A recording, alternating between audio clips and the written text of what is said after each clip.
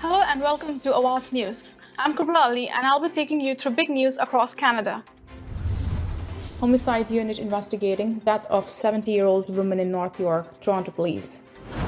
TTC employee saves 15-month-old baby from choking on Toronto subway.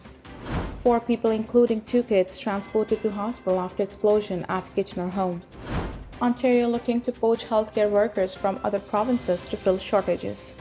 Freezing rain warning in effect for GTA, much of southern Ontario.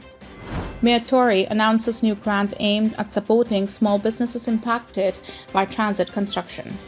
These were the headlines and let's jump right into the details. Premier Duckford is set to introduce changes that would let Canadian healthcare workers registered or licensed in other provinces start immediately practicing in Ontario.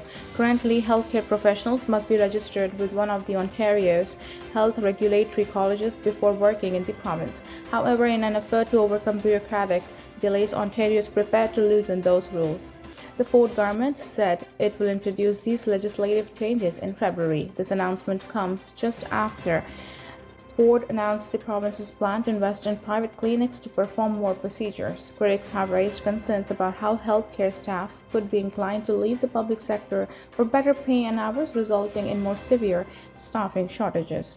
The Premier said the province is not offering financial incentives for healthcare staff considering coming to Ontario. There were no details provided on how healthcare workers' judgment and knowledge would be evaluated. This will provide hospitals and other settings with more flexibility to ensure healthcare professionals are filling the most in demand roles at the right time. We welcome you with open arms. You won't have to go through any bureaucratic red tape. You arrive here with your credentials. We'll find a job immediately for you, and you'll have a great lifestyle when you arrive here in Ontario, the best place in the world to live, bar none. Those getting around the city this morning are being told to prepare for slippery commute. A freezing rain warning is in effect for the Greater Toronto Area and much of southern Ontario. The slippery conditions are expected to make it trickier for vehicles and pedestrians to get around, and people are being advised to use extra caution and to leave themselves extra time. School buses have been cancelled in a number of districts around the GTA because of the freezing rain. In a statement, Metrolink said it will do everything we can to keep customers moving safely, but advised commuters to leave themselves extra time. Weather can change quickly, so give yourself extra time and remember that the best commute is a safe one, the agency said in an email to CP24. They advise people to try park in an area sheltered from the rain if possible and to check their service update page. Environment Canada said areas closer to lake may not see freezing rain as temperatures near Lake Ontario are more likely to remain above the freezing mark throughout the day. The temperature sat just above the freezing mark at 1 Celsius early Thursday. A high of 3 Celsius is expected in Toronto today. The freezing rain will transition to rain or drizzle this afternoon as temperatures rise above zero. Fog patches are also expected to develop in the afternoon. Drizzle or flurries are expected to continue overnight with a risk of freezing drizzle early Friday.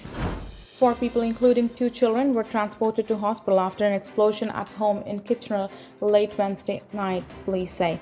Waterloo Regional Police say they were called to a home in the area of Elm Ridge Drive and Queens Boulevard at around 11:40 p.m. after an explosion occurred inside a residence and caused extensive damage. 2 adults and a man and a woman were transported to hospital outside the region with serious injuries, police said. 2 children were transported by Region of Waterloo paramedics services to local hospital with minor injuries. A bus has been brought in to shelter residents displaced by the explosion, and Red Cross is providing them with assistance. At this point, the cause of explosion has not been determined, police said. Police and the Ontario Fire Marshal's office are investigating the explosion.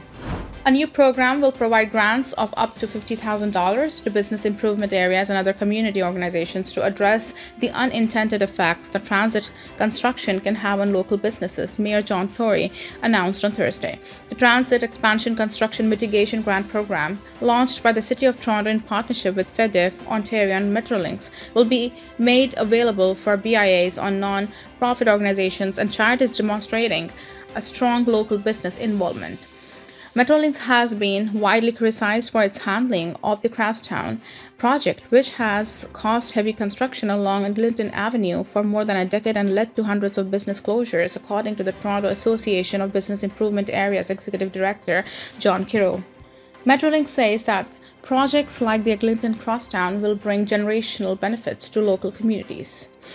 Tory's announcement comes as many businesses brace for the potential impacts of Metrolinx's construction of the Ontario Line subway extension, which will run along Queen Street downtown and Pape Avenue in the East End. During the same announcement, Tory unveiled a number of other city-funded grants aimed at assisting small businesses with total funding of more than $5 million. Applications for those programs are now open. As we continue to build from the pandemic, the City of Toronto is committed to supporting small businesses and ensuring we come back stronger than ever. Toronto's small businesses are vital to our city's success, Tory said. Toronto police say they are investigating the city's first homicide of the year after a 70-year-old woman died following a medical call Wednesday night.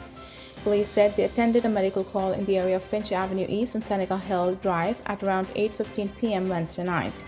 First responders found an injured woman in medical distress and tried to save her. However, she was pronounced dead at the scene. Police said they are working to notify next of kin and she has not been identified so far. They did not say how she died. A man was taken into custody at the scene and charges are pending, police said.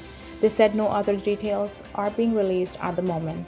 Investigators are asking anyone with information to contact police or call Crime Stoppers anonymously. A transit supervisor was recognized by the Toronto Transit Commission Board and CEO for saving the life of an infant on Monday. At the TTC board meeting on January 19, CEO Rick Leary called Operations Supervisor Ben Curtin up to be recognized for his heroic efforts in saving the life of a 15-month-old choking baby. Ben is an operations supervisor that has been with the TTC 6 years, Leary said, and his efforts was heroic in nature. On Twitter, TTC Media Relations said, "This incident is just one example of the exceptional and amazing work TTC employees do every day." Thank you for tuning in. I'm Kubra Ali. I'll see you back tomorrow, same time, same channel. Have a good night.